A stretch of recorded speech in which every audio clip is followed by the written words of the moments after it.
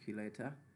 I'm going to liaise with our financial engineer and to improve the logic behind it and also the interface. He's better at developing software than I am.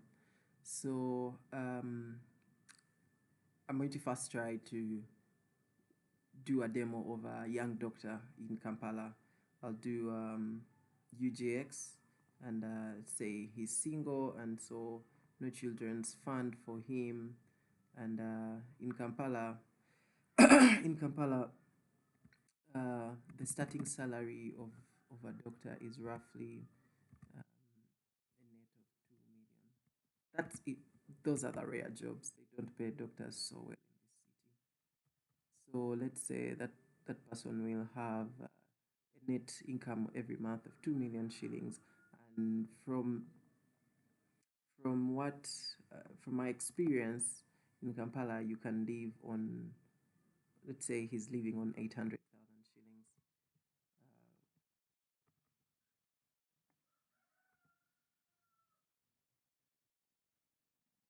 Or let's just keep it at living on 1 million shillings to keep things easy. He's living on 1 million shillings, and let's say the figure at which he wants to gain his financial freedom is around $1 million. $1 million is roughly 3.6 billion shillings in Uganda, and that will be,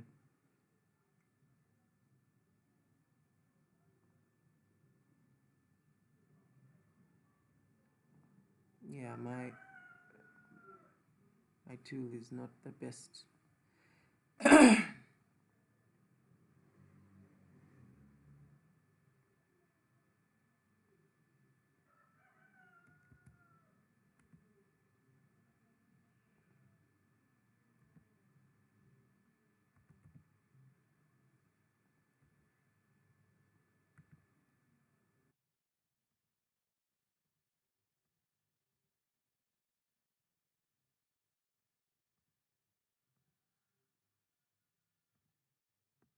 Yeah, so he wants to become a millionaire. And let's say he says he wants to do that in 15 years. So this yield rate is still something I'm going to figure out with my financial engineer. But the yield rate represents the, let's say if you're saving your money and investing it in bonds or treasury bills. So currently in Uganda, those things are giving a return of an average of 14%, but also this particular metric is also supposed to account for your increase in salary over the years. But I'll keep it conservative. Let's say the yield rate over the years is 15%. And with those metrics, one person, UGX, no child fund, and okay, 15 years is really long. Let's say 10 years at that yield rate. So our results here is that in 10 years, the net worth will be 167 million, and the passive monthly income will be 2 million. And if and that is only if this person maintains their living expenses at around that same that same amount of 1 million over the years. So that's very hard. That's really, really hard. But it is where the magic comes from. The maintaining the cost of your lifestyle with increase in your salary. So that's another metric that I am supposed to improve, how living expenses increase, because obviously you can't live the same lifestyle for 10 years. That would be really, really sad. Um, so for this person at the 10-year mark, they will be able to quit their job and still earn 2 million shillings and passively and still have this net worth. And that means that they can go and do the best things with their life. Why this is important is that most people are inefficient in their jobs because it's not what they want to do, or they're not very good at it, and because they don't have enough cushion, They can't quit their jobs to go and explore, to find the thing that aligns best with their talents and interests.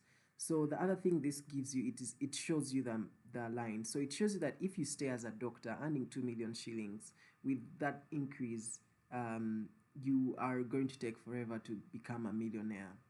And that means that if you know any other thing that can make you more than 2 million shillings a month, you go for it.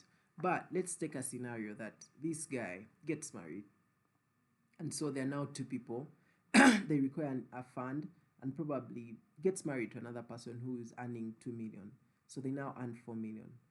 Because of that, probably their expenses increase by 500,000.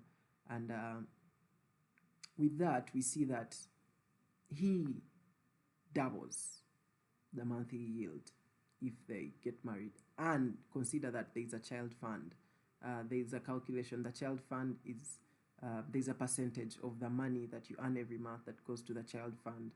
And so that means that they can still have children and still in 10 years have a passive income of 4 million. But still we see that that is not the ideal thing. So which means that they have to look for ways of making more money.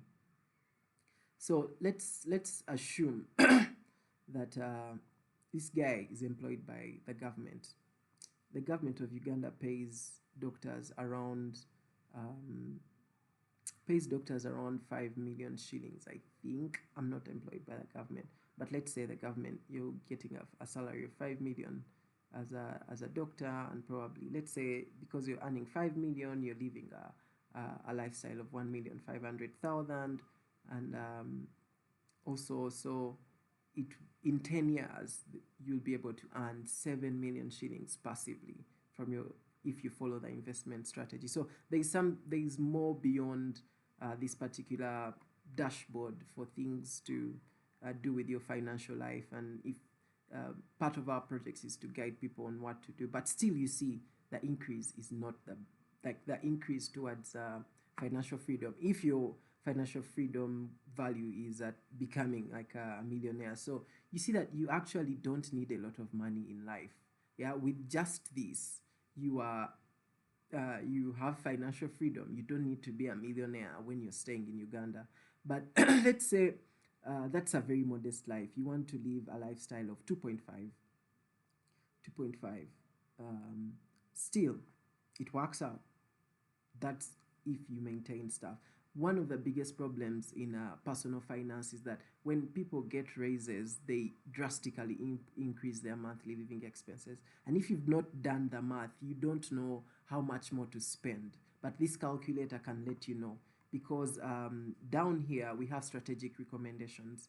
For example, this particular person, the target monthly net income should be 24 million if you are to become if you want to become a millionaire in 10 years with that particular preferences and the setups up there. But let's say this person gets married and there are two people and they have to create a child fund for their children, and probably they will increase their income, let's say to 9 million a month, and then maybe let's say their expenditure also increases to 3.5. Let's make it 4 million. If there are two people earning 9 million and their monthly expenditure is 4 million, we see that their projected net worth at the 10-year mark is 696 million. And if they have invested the way that we recommend, they will have they will have a passive income of 8.7, and that is like way double their living expenses. But still we see that them reaching a financial freedom target of $1 million is very far away. So either they become so frugal and reduce their living expenses, or they have to massively increase their net income. That shows you that even a 9 million salary is not a very big flex. So if you're earning 9 million, you still have to live frugal. And that's where part of our financial advice is that you have to do business, because it's business that can give you certain monthly incomes that can project you so far away. So that's it. So my recommendation for any young person is that you want to be earning at least 15 million shillings if you're if you want to become a millionaire. I have done the math. And if you are single, you should be able really to live at like live a lifestyle of, let's say, 1,500,000. Let's say a lifestyle of 2,500,000. Um,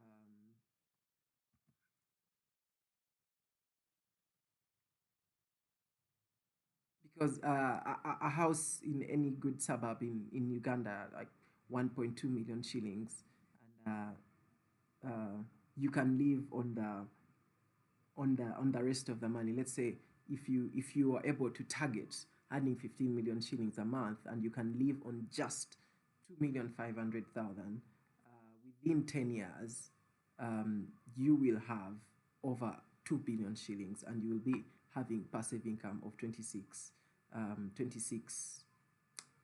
26 million. But still, you'll not be a millionaire in dollars. But we see that that is enough. It should be enough. But if you want to, it says that you should get a monthly income of 24 million. So let's say you get married, and now you're two people, and you add a child's fund. And if you get married, let's say you get married to another person, maybe she's not earning 15 million like you, or she's earning just like you. She's earning 15 million just like you. And so that will take your month, and I'm counting net income. I'm not counting the whole taxes and NSF. But if you're earning this kind of money, you know that you have also the safety net of NSSF. So let's say you are, so that will take your monthly income to 30 million. But that's rare. Like, let me not deal with the hype. Few people earn that much money. So let's say we just take your, we just add us 5 million. Yeah, let's say you're two people, you're married, and you're earning a net income of 20 million, and 2.5, let's say we add, so in case you're two people and you still manage to live frugal on just 3 million shillings, which is possible in Kampala, you see that in 10 years you have 2 billion in net worth, and you're getting a monthly yield of 29 million. And let's say if you choose not to have children, you see how the figures change. But if you want to have children, that is what happens. And let's say you decide to increase your monthly spend so that you live a better lifestyle. Let's say if you're earning 20 million, you want to live a lifestyle of 5 million shillings. This is what happens. And that means if you want to live a lifestyle of 5 million shillings, your household has to be bringing 31 million. So you know that deficit. You have to find a business to give you extra 11 million shillings. But let me say, you've not considered the theory of lifestyle inflation that we talk about here, and therefore you have a lifestyle expenditure of 15 million shillings when you are earning 20 million shillings. This is what happens. You will not be able to maintain that lifestyle. And I think this is why we get people who are working in government earning hundreds of millions, and 20 years down the road, they're still fighting for offices. It's just down to poor personal finances. You see what happens. Yeah, if you maintain a certain frugal lifestyle, just 10 years, and 10 years is not a very long time, versus you growing your lifestyle as your income grows. And the other thing that you see here is that marriage is a very good thing for your finances, and that's if you have a two-income household.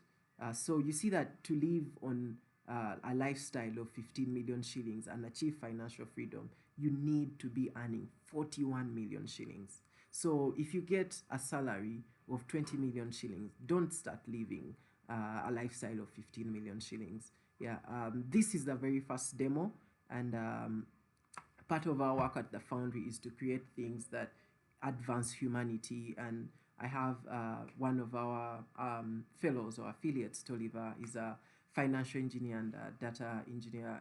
I'm going to be working with him to improve this. There are critics about my assumptions with finances and all that. But if I want to know what you think about this, hit me up.